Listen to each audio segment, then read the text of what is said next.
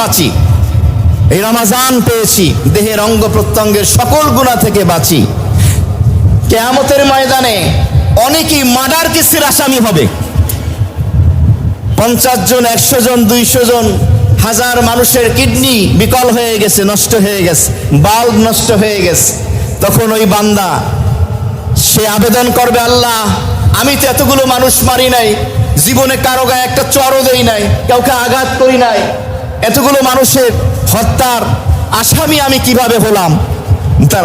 তখন ফেরেশতারা বলবে, ভুলে রাখে নাই, তুমি যে বিজনেস করতা, এই ইটের গুঁড়া দিয়া মরিচের গুঁড়া বানাইতা, আটা দিয়া হলুদের গুঁড়া বানাইতা, কাঠের গুঁড়া দিয়ে জিরার গুঁড়া বানাইতা, বাচ্চাদের খাবার বিষ দিয়া বানাইতা, ডিজেল দিয়া চানাচুর ভাজতা, মাছের ভিতরে ফরমালিন, গোস্ত, ডিম, এরপরে চাউল পলিশ করা থেকে শুরু করে বিভিন্ন খাবারের ভিতরে তুই ভেজাল দিস।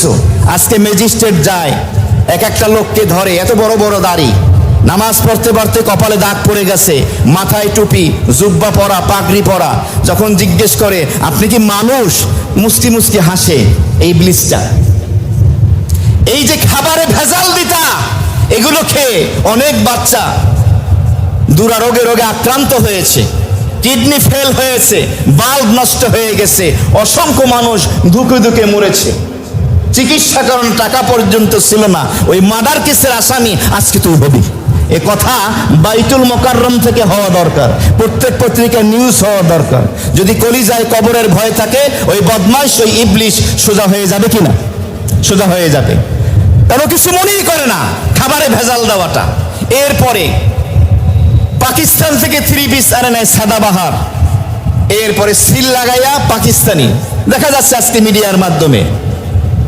এই মধ্যবর্তীকালীন সরকার আসার পরে বিষয়টি আরো সুস্পষ্ট হয়েছে যে কত বড় ধোঁকাবাজ এক একটা ব্যবসায়ী, কতটা মিথ্যা বলে, মানে জীবন্ত জ্বলন্ত টাটকা মিথ্যা কথা বলে।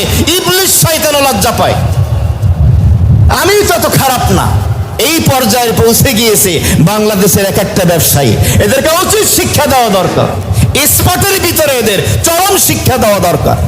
এমন অপরাধ যেটা ব্যক্তি কেন্দ্রিক, আপনি নিজে ক্ষতিগ্রস্ত হবেন সেটাকে কোনো রকম মেনে নেওয়া যায়, কিন্তু যেই অপরাধটা অন্যের পর্যন্ত পৌঁছবে, অন্য মানুষ ক্ষতিগ্রস্ত হবে, সেটার পানিশমেন্ট হতে হবে কঠিনভাবে, জবরদস্ত। আল্লাহ সেই আইন জমিনে আমাদের দেখার তৌফিক দান করেন, আমিন।